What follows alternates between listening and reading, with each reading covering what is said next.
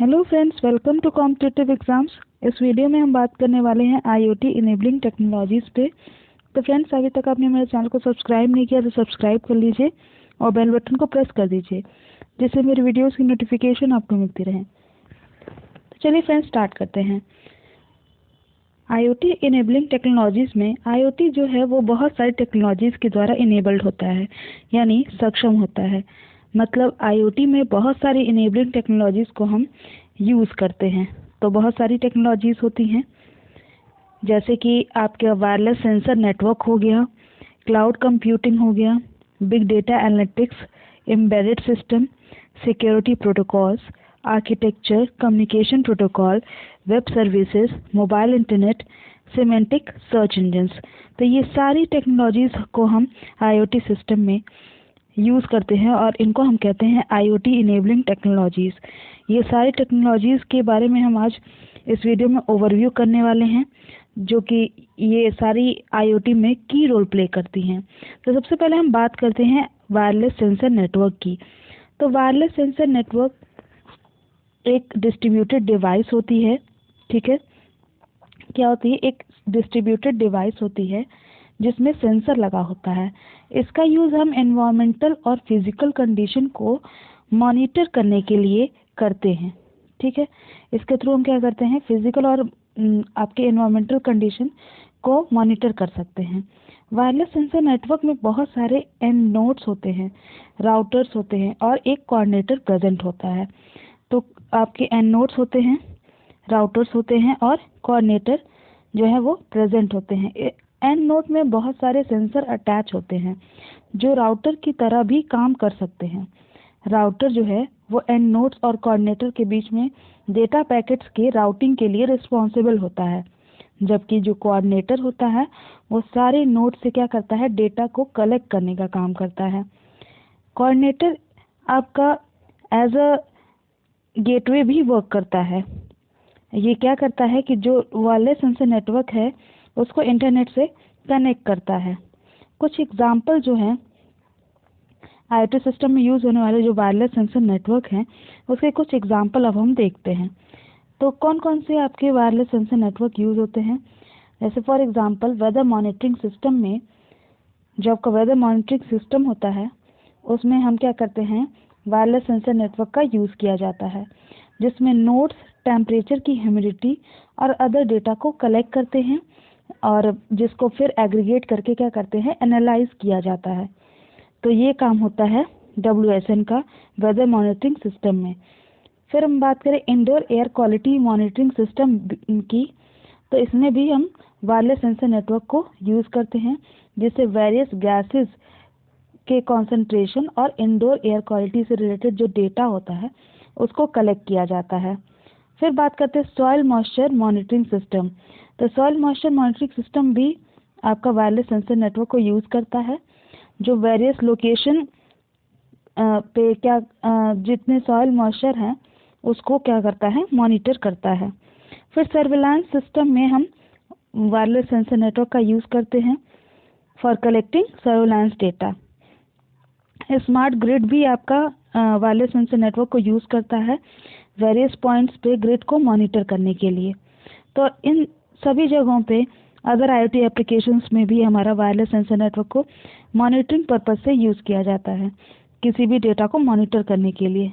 ठीक है, नेक्स्ट हम बात करते हैं किसकी? क्लाउड कंप्यूटिंग की। तो क्लाउड कंप्यूटिंग जो है आपका क्या है? क्लाउड कंप्यूटिंग एक ट्रांसफॉर्मेटिव कंप्यूटिंग पैराडिग्म है, जिसमें आईओटी इंटरनेट का यूज़ करके क्लाउड कंप्यूटिंग पे एप्लीकेशन और सर्विसेज को क्या करता है? डिस्ट्रीब्यूट करता है। तो इसका काम होता है क्लाउड कंप्यूटिंग का कि ये क्या करता है? एप्लीकेशंस और सर्विसेज को इंटरनेट पे डिस्ट्रीब्यूट करता है। आप जानते हैं कि जो आपका क्लाउड सर्विस प्रोवाइडर होता है उससे बिना इंटरेक्ट किए ही आप क्या करेंगे? यूज़र की डिमांड पे क्लाउड कंप्यूटिंग क्या करता है? क्लाउड सर्विस प्रोवाइडर से आपको इंटरेक्ट करने की ज़रूरत नहीं होती है। अगर यूज़र जितना डिमांड करता है उसके हिसाब से उसको क्या होता है? रिसोर्सेज को प्रोवाइड किया जा सकता है।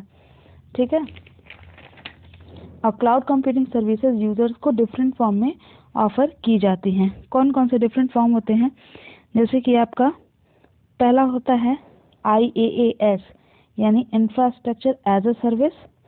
फिर आपका होता है PaaS यानी आपका प्लेटफॉर्म एज अ सर्विस। और फिर आपका होता है SaaS यानी आपका सॉफ्टवेयर एज अ सर्विस। तो ये 3 आपके जो डिफरेंट फॉर्म्स जो है वो यूज़र्स को प्रोवाइड करता है क्लाउड कंप्यूटिंग। एक एक करके समझते हैं। तो जो यूज़र्स को डिफरेंट फॉर्म्स में ऑफ़र किया जाता है क्लाउड कंप्यूटिंग के सर्विसेज को, पहला हमने बात की IaaS यानी इंफ्रास्ट्रक्चर एज अ सर्विस। ये क्या करता है? ये इसमें एक्सटर्नल प्रोवाइडर के द्वारा क्या होता है, आपको हार्डवेयर प्रोवाइड किया जाता है और उसको मैनेज भी किया जाता है। यानी यहाँ पे आपको एक्सटर्नल प्रोवाइडर क्या करेगा, हार्डवेयर प्रोवाइड करेगा और उसको मैनेज भी करेगा। बात करते हैं प्लेटफॉर्म एज अ सर्विस। इसमें क्या होता है, इसमें हार्डवेयर के साथ साथ ऑपरेटिंग सिस्टम के लेयर्स को भी एक्सटर्नल प्रोवाइडर क्या करेगा, मैनेज करेगा। फिर SaaS यानी सॉफ्टवेयर एज अ सर्विस, ये क्या करता है, आपके लिए एप्लीकेशंस को प्रोवाइड करता है और उसको मैनेज भी करता है। तो ये डिफरेंट सर्विसेज आपकी प्रोवाइड करता है क्लाउड कंप्यूटिंग। ठीक है, इसके बेसिस पे आपको सर्विसेज प्रोवाइड की जाती हैं यूज़र्स को। अब बात करते हैं नेक्स्ट टेक्नोलॉजी की, जो है big data analytics. Big data analytics क्या होता है? ये लार्ज डेटा सेट को क्या करता है, कलेक्ट करता है, उसको ऑर्गेनाइज करता है और एनालाइज करके ये क्या करता है, उसको यूज़ करता है। तो ये एक बेसिकली प्रोसेस है ऑफ कलेक्टिंग, ऑर्गेनाइजिंग और analysing large set of data. यानी लार्ज डेटा के सेट को कलेक्ट करने, उसको ऑर्गेनाइज करने और एनालाइज करने का एक प्रोसेस है जिसको हम कहते हैं बिग डेटा एनालिटिक्स। ठीक है, बिग डेटा एनालिटिक्स क्या करता है, हेल्प कर सकते हैं ऑर्गेनाइजेशंस को कि वो डेटा के अंदर जो भी इंफॉर्मेशन है उसको समझ सके और जो डेटा बिजनेस और फ्यूचर डिसीजंस के लिए इम्पॉर्टेंट है उस डेटा को आइडेंटिफाई करने में भी बिग डेटा एनालिटिक्स क्या करता है, हेल्प करता है। ठीक है, तो ये सारा कुछ आपका बिग डेटा एनालिटिक्स के थ्रू क्या होता है, सारे डेटा को आप क्या कर सकते हैं, आइडेंटिफाई कर सकते हैं और आपके डिसीजंस लेने में ये बिग डेटा एनालिटिक्स हेल्प करता है बिजनेस पर्पज में। ठीक है, अब कुछ IoT सिस्टम के थ्रू जनरेटेड बिग डेटा के कुछ एग्जाम्पल को हम देखते हैं। तो सबसे पहले हम देखते हैं सेंसर डेटा। यानी IoT सिस्टम के द्वारा जो सेंसर डेटा जनरेट होता है, जैसे कि वेदर मॉनिटरिंग सिस्टम हो गया, उसमें भी ये भी आपका क्या है, सेंसर डेटा एक बिग डेटा एनालिटिक्स का एग्जाम्पल है। ठीक है, फिर मशीन सेंसर डेटा, यानी मशीन सेंसर डेटा जो उन सेंसर से कलेक्ट किया जाता है जो इंडस्ट्रियल या एनर्जी सिस्टम में एम्बेडेड होते हैं, जिससे हेल्थ को मॉनिटर किया जा सके और फेलियर को डिटेक्ट किया जा सके। तो ये जो मशीन सेंसर डेटा है सॉरी, ये भी क्या होता है, आपका बिग डेटा एनालिटिक्स का एग्जाम्पल है। फिर आपका हेल्थ फिटनेस डेटा जो जनरेट होता है IoT डिवाइसेस के द्वारा, वो भी आपका क्या है, एक तरीके का बिग डेटा एनालिटिक्स है। ठीक है, बिग डेटा है। तो जो भी डेटा आपका IoT डिवाइस के द्वारा, फिटनेस डेटा हो गया, हेल्थ डेटा हो गया, ये डेटा जो भी जनरेट हो रहा है वो बिग डेटा का ही एक पार्ट है। ठीक है, फिर आपका जो कैरेक्टरिस्टिक्स की बात करें तो बिग डेटा जो है वो कुछ कैरेक्टरिस्टिक्स को प्रोवाइड करता है। तो कैरेक्टरिस्टिक्स क्या है बिग डेटा की? सबसे पहले हम बात करते हैं वॉल्यूम की। तो वॉल्यूम जो है आपका लोकेशंस और व्हीकल को ट्रैक करते हुए जो डेटा IoT सिस्टम द्वारा जनरेट होता है वो भी एक बिग डेटा का एग्जाम्पल होता है। ठीक है, तो वॉल्यूम की अगर हम बात करें तो क्वांटिटी को, जो आपका क्वांटिटी होती है, वॉल्यूम मीन्स क्वांटिटी, यानी जितना डेटा जनरेट हो रहा है और स्टोर हुआ है, डेटा की साइज, पोटेंशियल इनसाइट और वैल्यू को डिफाइन करता है, चाहे वो बिग डेटा की तरह कंसीडर हो या ना हो। तो यहाँ पे वॉल्यूम एक कैरेक्टरिस्टिक है बिग डेटा का, जिसमें आप क्या करते हैं, क्वांटिटी यानी कितना डेटा आप जनरेट कर रहे हो और कितना स्टोर कर रहे हो, ये वॉल्यूम डिफाइन करता है। वैरायटी की बात करें तो वैरायटी मीन्स क्या कि डेटा किस टाइप का है और किस नेचर का है, ये डिफाइन करता है वैरायटी। ठीक है, तो ये भी दो कैरेक्टरिस्टिक्स हैं आपकी बिग डेटा की। नेक्स्ट बात करते हैं कम्युनिकेशन प्रोटोकॉल की। तो कम्युनिकेशन प्रोटोकॉल क्या है? कम्युनिकेशन प्रोटोकॉल आईओटी सिस्टम के बैकबोन की तरह होता है। जैसा कि आप जानते हैं आईओटी सिस्टम में जो कम्युनिकेशन प्रोटोकॉल है वो मेजर रोल प्ले करता है, इसलिए से क्या कहते हैं, बैकबोन भी कहते हैं आईओटी सिस्टम का। और नेटवर्किंग कनेक्टिविटी को ये क्या करता है, इनेबल करता है। ठीक है, कम्युनिकेशन प्रोटोकॉल डिवाइस को नेटवर्क के अंदर डेटा को एक्सचेंज करने के लिए अलाउ कर देता है, यानी कोई भी डिवाइस जो है वो कम्युनिकेशन प्रोटोकॉल का यूज़ करके डेटा को एक्सचेंज कर सकती है एक नेटवर्क के अंदर। ठीक है, फिर मल्टीपल नेटवर्क्स जो है डिस्क्राइब होते हैं, एक डिस्क्राइब करते हैं एक सिंगल कम्युनिकेशन को, यानी एक सिंगल कम्युनिकेशन में हम मल्टीपल प्रोटोकॉल्स को यूज़ करते हैं। और कम्युनिकेशन प्रोटोकॉल जो है वो आपका IETF यानी Indian internet engineering task force द्वारा ये पब्लिश किया जाता है कम्युनिकेशन प्रोटोकॉल।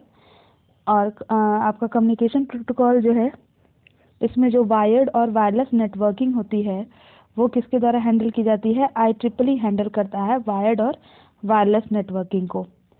आईओटी में जो आपके प्रोटोकॉल्स बेसिकली यूज़ होते हैं वो होते हैं MQTT, कोप, AMQP, ये इन जैसे आपके प्रोटोकॉल हम यूज़ करते हैं किसमें, आईओटी सिस्टम में।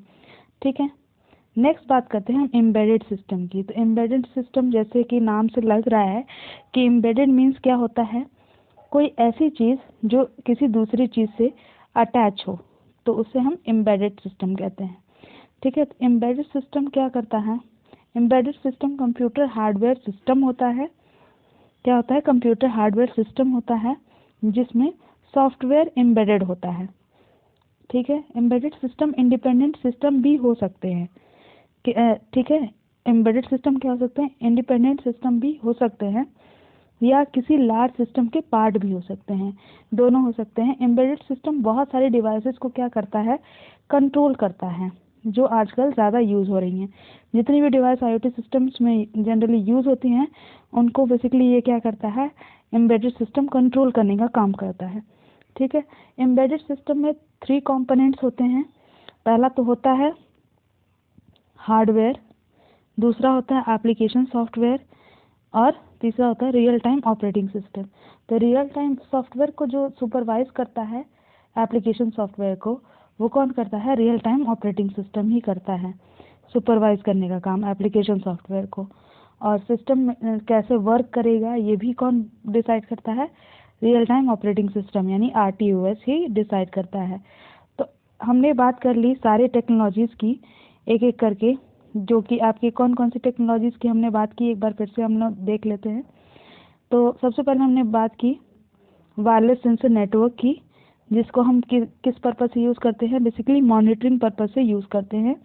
फिर हमने बात की क्लाउड कंप्यूटिंग की, यहाँ पे हम डेटा को स्टोर भी कर सकते हैं और एज़ पर यूज़र डिमांड हम इसमें आपके रिसोर्सेज को यूज़ कर सकते हैं बिना सर्विस आपके क्लाउड सर्विस प्रोवाइडर के इंटरेक्शन के। ठीक है, फिर हमने यहाँ पे तीनों आपके सर्विसेज की बात की, IaaS और PaaS और सॉफ्टवेयर एज अ सर्विस यानी SaaS की। फिर हमने बिग डेटा एनालिटिक्स की बात की, जिसमें हम क्या करते हैं, जो डेटा जनरेट हो रहा है वो बिग डेटा कहलाता है। जो भी IoT सिस्टम में हम सेंसर्स यूज़ करते हैं उसका डेटा हुआ, मशीन सेंसर डेटा हुआ, हेल्थ फिटनेस डेटा हुआ, ये सारा बिग डेटा के अंदर आता है। फिर हमने कैरेक्टरिस्टिक्स की बात कर ली, कम्युनिकेशन प्रोटोकॉल्स जो आपको मैंने पहले ही प्रीवियस वीडियोस में डिस्कस किया हुआ है, जिसका लिंक मैं डिस्क्रिप्शन बॉक्स में दे दूँगी, अगर आपने नहीं पढ़ा है तो उसको पढ़ लीजिएगा। फिर आपका यहाँ पे प्रोटोकॉल्स मैंने बता दिया कि बेसिकली जो आपके होते हैं MQTT होता है, कोप होता है, AMQP, तो ये सारे प्रोटोकॉल्स जो हैं वो यूज़ होते हैं। फिर एम्बेडेड सिस्टम जो होता है वो आपका क्या करता है, आपका इसमें 3 कंपोनेंट्स को डिफाइन किया जाता है, हार्डवेयर, एप्लीकेशन सॉफ्टवेयर और रियल टाइम ऑपरेटिंग सिस्टम। तो आज की वीडियो में इतना ही। अगर आपको वीडियो पसंद आई हो तो लाइक ज़रूर करिएगा, फ्रेंड्स के साथ शेयर करिएगा और चैनल को सब्सक्राइब करना बिल्कुल मत भूलिएगा। ज़्यादा से ज़्यादा अपने फ्रेंड्स को इसको शेयर करिएगा। Thank you for watching.